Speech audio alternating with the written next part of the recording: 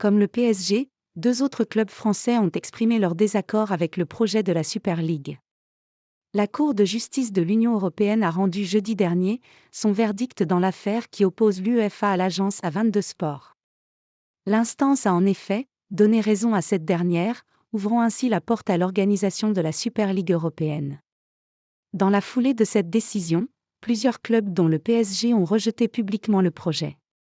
Ce samedi, deux autres clubs français ont rejoint la liste des équipes hostiles à l'organisation de cette compétition.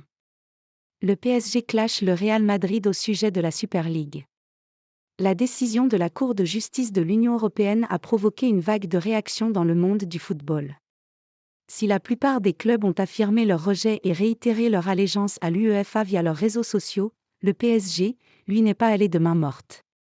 Par la voix de son président, Nasser Al-Khelaifi, le club francilien a fustigé l'idée de création de cette Super League, portée par le club qui détient le plus de trophées de l'UEFA, Real Madrid, note de la rédaction. C'est étrange de parler de la Super League avec les trophées de l'UEFA Champions League derrière soi, a déclaré le dirigeant qatari avant d'annoncer officiellement la position de son club. Le Paris Saint-Germain rejette totalement et complètement tout projet de soi-disant Super League, ce qui a été le cas depuis le premier jour et le restera toujours, a ajouté Nasser Al-Khelaifi.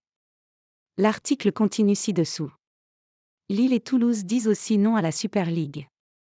Après donc le refus du PSG d'adhérer à la Super League, Lille et Toulouse ont également fait part de leur position. Tout comme le club de la capitale, le LOSC et le TFC rejettent totalement la compétition, chère au Real Madrid et au FC Barcelone.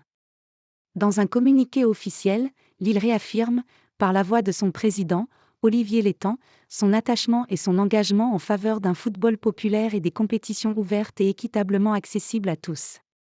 Toulouse emboîte le pas au dog et annonce vouloir continuer à collaborer étroitement avec les institutions du football européen et international en tant que membre de l'ECA.